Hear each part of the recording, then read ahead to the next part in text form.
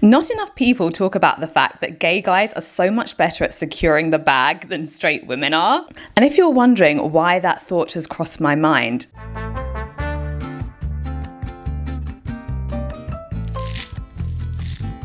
don't worry, I'm going to tell you. It's David Geffen's divorce saga that brought that thought across my mind, okay? David Geffen married a man who was about 50 years his junior, and now, unsurprisingly, they're getting a divorce. And for those who don't know, David Geffen is worth about $9 billion. And guess what? He didn't get married with a prenup. So of course, his 50 years younger husband is suing him for more of his net worth than David thinks the husband is entitled to. So let's get into that. First of all, how did David Geffen come to be worth $9 billion?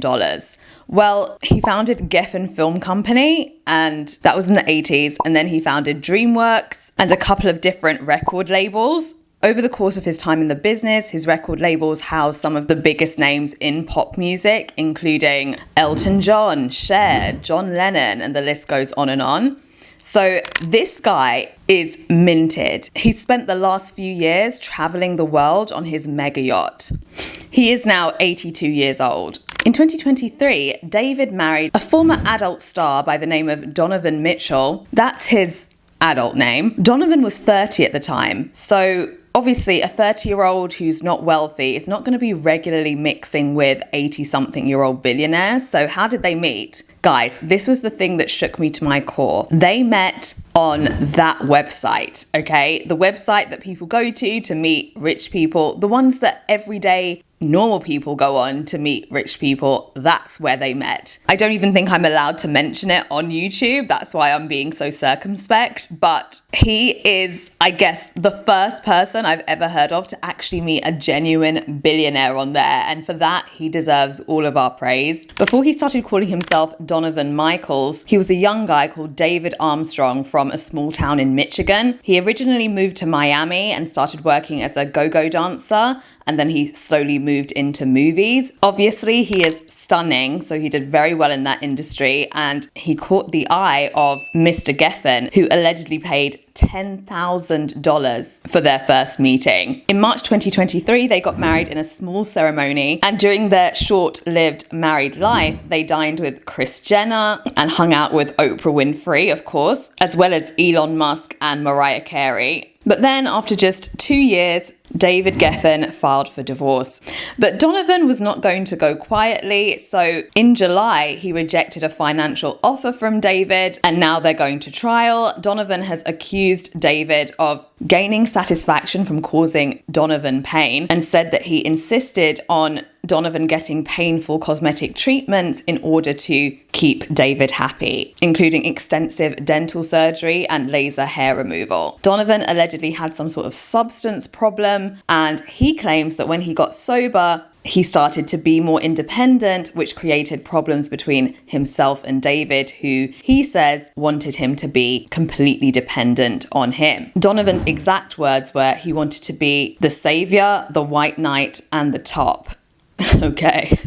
David, unsurprisingly, disputes this retelling of events. He says that he treated Donovan like a prince and that he spent hundreds of thousands of dollars of his money on whatever he wanted, and that they split up not because he was newly sober, but because David discovered that he was still using and that he was spending thousands on subscriptions to a certain site and was having affairs with many, many different people. Obviously, we wish the two of them the best, and hopefully they come to a satisfactory resolution of these matters. And hopefully that resolution suits both parties. I mean, if I were David and I was worth $9 billion, obviously I wouldn't have married in the first place at that age especially. But if I was getting married, I'd make sure that I was willing to lose about, say, 100 million, say. Because you know that a 30-year-old is not really going to get with you as an 80-something-year-old without wanting a significant chunk of your wealth. And to be honest, 100 million is really basically chump change to David. It would really not affect his day-to-day life at all, especially given where he is in his life at the moment. Pay him out and say, had a great 2-year marriage with you, great run, you played me, I'm giving you the money, and I'm going to forget this ever happened. happened or enjoy the memories, but I'm not going to drag this out through the court system. I mean, why? David has much more to lose than his ex-husband, surely. But yes, gay guys, so much better at securing the bag. So much better. This guy has had an epic come up and he hasn't gotten the praise that he deserves. So shout out to you, Donovan. Holler at your girl and let me know the tea, because we want to know, and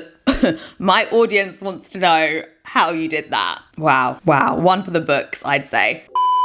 What happened to Good American? You know, Khloe Kardashian's brand, which was launched to much fanfare in the mid-2010s. It was co-founded by Emma Grede, who is also a co-founder of Skims, that she's married to Jen Grede, who actually runs Skims, the brand that Kim Kardashian is the face of. And I am wondering whether the Kardashians and the Gredes have fallen out somewhat, or there's been a rift. First, there was this article in Puck News which said there was some sort of tension between the Gredes and the Kardashians. Apparently, Kris Jenner, who also has a brand with Emma called Safely, a cleaning brand. Why they do a cleaning brand with Kris Jenner, who probably hasn't cleaned for about 30 years, I don't know. But anyway, she does have a brand with Emma called Safely, and Puck News reported that Kris was looking to get out of her deal with them. And by them, I mean Emma and Jen's, the Gredes. And I was looking on the Good American Instagram, and Khloe hasn't appeared for months. Emma now has a more forward-facing role, not just at Good American, but generally since she started her Girl Boss podcast. So she's really presenting herself as a public-facing businesswoman rather than just behind the scenes. So she's been doing a lot of the promotion for Good American, as have the models. But Khloe herself, okay, there was a post about Khloe on the Good American Instagram in April, so yes, months ago. And looking at Khloe's Instagram, she doesn't promote Good American as much as she used to. And on Khloe's podcast, she said something about a business deal not going how she wanted it to go. And whenever Emma's appeared on the Kardashians, it's been kind of tense. There was one time where Khloe met with Emma to discuss the Good American expansion into some sort of mall, and Emma was telling her that it was going over budget, and Khloe looked furious. Even though she was biting her lip, she looked pretty annoyed. So there's definitely been some sort of money issue there. And then with Skims, which Emma's husband Jens runs, there was a much hyped announcement of Nike's collaboration with Skims, and it wasn't just going to be a one-off collaboration, it was going to be a separate brand called Nike Skims. That was supposed to come in the spring, and every single publication that I read was talking about how it was going to be so impactful for Nike, because Nike needs to get back its female audience, and obviously Skims has that demographic in a chokehold. So this was perfect, I was hearing. It's going to be a huge smash. It's going to make so many waves. And then spring came and went, summer came and went, and we have no idea where Nike Skims is. They're saying that the rollout is now planned for 2026, but this seems like a major fumble for these brands to announce so early and to have it publicly stumble like that. It doesn't seem well thought out in that sense. The market hasn't reacted well to this delay. Nike shares apparently dipped about 5% in summer when the first reports of delays hit the media. Apparently there was some problems with production, which seems, I mean, Nike is the best at producing sportswear. That's why it's Nike. Like, what production delays could there be? Just very bizarre. And then also the category itself is just filling up. I mean, we've got Gymshark, Aloe, what's the other one? Adenola. I love Adenola. There's so many to choose from, and I think we may have reached peak legging. I don't see many people really craving athleisure like they used to even a couple of years ago. So we'll be watching this Nike Skims Good American thing. Obviously the Kardashians' influence is on the wane, but they're still major celebrities, and we're used to seeing things a bit more tightly stitched than this. Obviously the Gredes are marketing geniuses, and whatever they do is going to be successful one way or another. But I think this little rupture in their relationship with the Kardashians may be affecting how things are rolling out. So we'll be watching this pretty closely, and I'm really interested to see what the Gredes do when they move on from the Kardashians completely. I mean, Emma started Kai with Kylie Jenner, but she just left that and she's moved on. So I wonder when they're able to move on from the Kardashians entirely, where they'll go next, which muses they'll pick next. They're masters of culture, so be very interesting, very interesting. So an article that has had me gripped this week is entitled "The Baby Died, Whose Fault Is It?" And it's by a writer called Emmy Neatfeld, and it's on the Wired website. It's about a venture capitalist called Cindy Bai who decided to start her family using surrogates. Now, commercial surrogacy should be more controversial than it is, I believe, because it's essentially hiring out a woman's womb.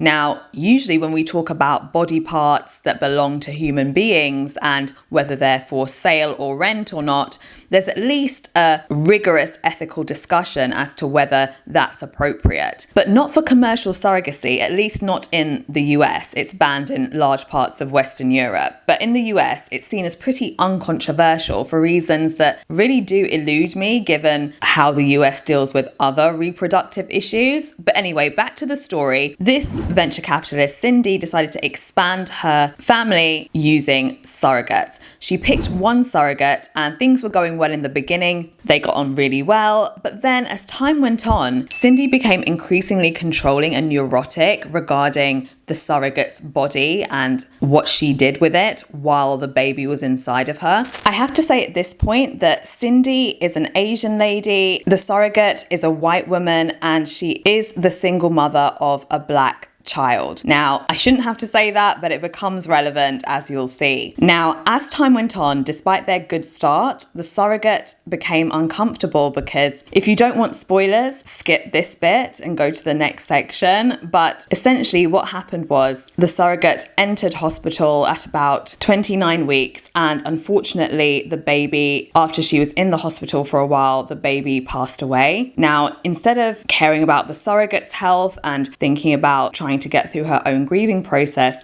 Cindy blamed the surrogate entirely. She accused the surrogate of doing all sorts of things that were unproven, including having her son, who was 7 at the time, who she described as the size of a fully grown adult, sleeping next to her and maybe kicking the stomach. This is where the surrogate having a black child becomes relevant, because there is a tendency for people to exaggerate the size of young black boys. That's a racist trope because they are seen as a threat from a very early age. She also accused the surrogate of having really rough, intimate encounters during the pregnancy, which again, I think this is to do with the father of the surrogate's child being black and having some stereotypical views about black men and how they are in that area. She got a private investigator and started harassing the surrogate. And a lot of this was based on the word of a psychic, by the way. That's this lady's evidence, a psychic. Cindy also has bipolar disorder, which again, I'm only mentioning because it's relevant in terms of her mental state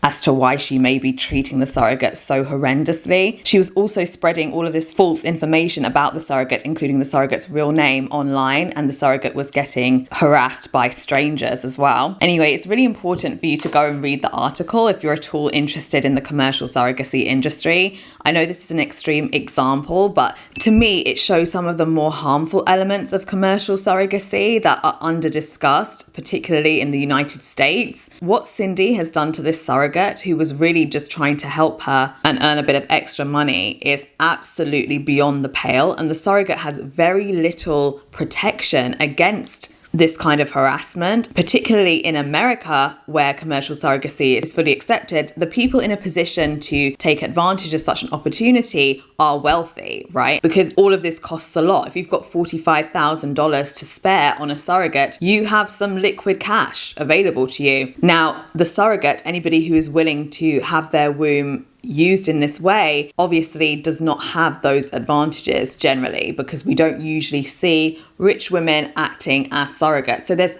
already a power imbalance. And as we can see, that article to me is a prime example of the ways in which that power imbalance can be exploited, and in a really devastating way in terms of the surrogate's life, well-being, and so on. So go and read the article, and I want to talk a bit more about commercial surrogacy on this channel, so we're going to get back to it when you guys have read it. So make sure you read it, okay? My favourite image of the week was this one on the British Vogue's December 2017 cover of Adwa Abua. I believe this was Edward Enninful's first British Vogue cover that he was the editor of, and it was just incredible. It was such an exciting time to have him be the editor, and he really started with a bang with all of the bold colours that you see on Adwoa and just how gorgeous she looked. And having Great Britain with her as the backdrop really represents a certain kind of Britain, a multicultural Britain, obviously a different kind of Britain that hadn't often been represented on the covers of British Vogue previously. It was just incredible, and the whole shoot was just amazing. I love the head wrap on Adwoa. It just makes me so happy. The pearl blue eyeshadow on the cover, just incredible. And I was so excited to see what Edward would do for the first cover of his launch of his own magazine. And when I saw Julia Roberts there, I was like, whoa, okay, this is a little bit more conventional than I was thinking of. It didn't really make a huge statement.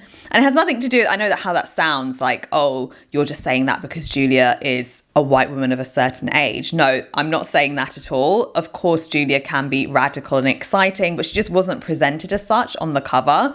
And I was expecting something a little bit more interesting, I guess, just more exciting, you know, and having her interviewed by George Clooney as well. Why not have someone like Amal Clooney interview her, you know? Ugh. But anyway, that doesn't take away from the fact that the December 2017 cover was incredible, and it just makes me so happy, and I hope it makes you happy too. Okay, bye.